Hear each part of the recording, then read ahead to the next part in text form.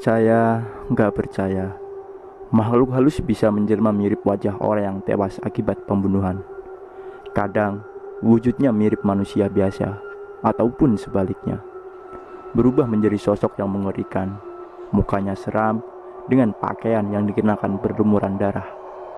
Aroma anyir darah menyeruak dari badannya yang mengalami luka tusukan senjata tajam.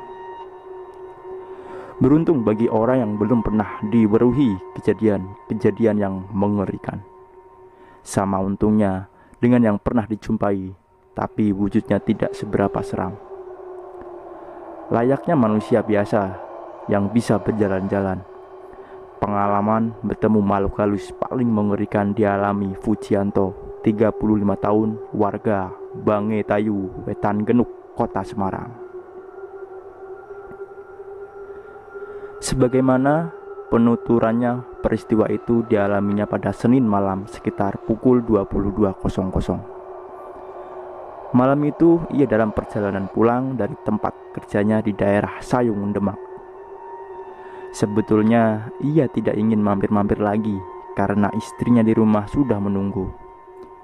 Namun karena harus mengantar barang titipan temannya yang tinggal di kampung Trimulyo, Genuk, Kota Semarang, terpaksa ia harus mampir.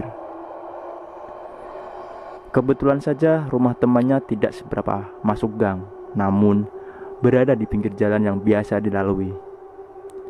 Selanjutnya, untuk sampai di rumahnya, Fujianto harus menyusuri jalan sejauh 1 kilometer yang lebarnya hanya 1 meter. Ketika di tengah perjalanan, Fuji berpapasan dengan seorang wanita mengenakan jilbab setengah baya. Wanita itu berdiri di depan rumah cukup besar dan mewah di pinggir jalan. Namun, anehnya, rumah itu terlihat gelap. Fuji menyadari sebagai orang asing di kampung itu, maka ia menyapa wanita itu dengan lembut. "Monggo Bu," sapanya. Mendengar kalimat itu, wanita itu hanya diam, bibirnya saja yang terlihat tersenyum. Merasa ditanggapi oleh wanita itu, Fuji langsung pura-pura menanyakan alamat temannya itu. "Maaf, rumahnya Pak Rodi di mana ya?" tanyanya spontan.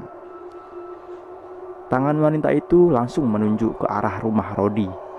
Saat pertama melihat wanita itu, sebetulnya Fuji sudah penasaran, sebab waktu itu sudah larut malam. Namun wanita itu kok masih berdiri di depan rumahnya. Begitu berjalan baru 15 meter, Fuji kembali menoleh untuk melihatnya. Betapa terkejutnya Fuji.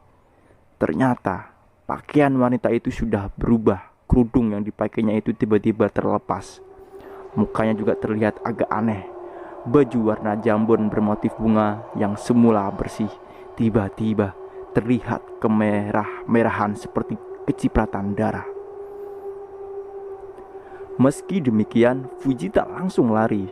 Dia tetap berdiam diri di tempat, memperhatikan orang itu sambil membaca ayat kursi.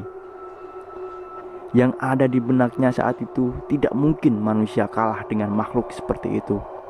Selama tidak mengganggu, dia juga tidak akan mengusik, kalaupun dia ternyata lembut.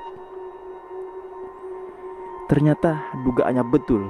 Meski ia berhenti, namun wanita itu tidak juga berjalan mendekatinya. Wanita itu hanya ngawe-ngawe, melambai-lambaikan tangannya agar ia mendekat. Merasa dirinya yang membutuhkan bantuan, Fuji pun mendekat ke arah wanita itu. Namun, karena penasaran apa betul sosok yang dihadapannya itu manusia atau tidak, Fuji hanya menyaksikan wanita itu dari jarak sekitar 10 meter. Detik demi detik selama berdiri di hadapannya, berangsur-angsur wujud wanita itu mengalami perubahan. Semakin lama semakin menakutkan, sampai bercak darah di pakaiannya terlihat jelas. Kemudian entah dari mana datangnya, tiba-tiba terlihat ada pisau yang menancap di dadanya. Lalu lehernya terlihat menggangga dan menguncurkan darah cukup banyak. Dari raut mukanya terlihat dia sangat kesakitan. Mukanya itu pun dalam waktu sekejap berubah menjadi menakutkan, seperti muka orang yang sedang marah karena menahan emosi dan ingin balas dendam.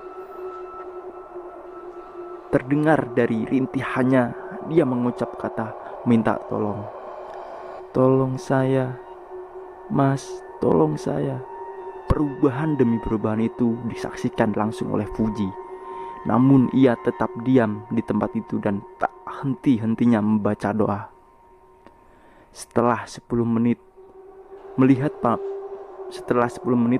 pemandangan mengerikan itu, tiba-tiba datang motor yang lewat di jalan itu.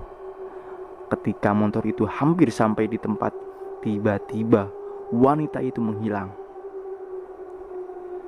Tanpa menunggu waktu lagi, Fuji langsung melanjutkan kembali kendaraannya menuju rumah temannya dengan kencang. Sampai di sana, ia menceritakan pengalaman yang baru saja dialaminya. Dari temannya itulah akhirnya Fuji tahu kalau wanita itu memang Wewe. Dikatakan sekitar 5 tahun yang lalu terjadi pembunuhan menimpa seorang wanita yang dilakukan oleh anaknya sendiri. Dan wanita itu diyakini sebagai makhluk halus yang menjelma sebagai sosok wanita korban pembunuhan itu. Karena itu dia seringkali menjerit minta tolong dan menunjukkan mukanya yang mengerikan. Sampai di sini dulu cerita horor kali ini.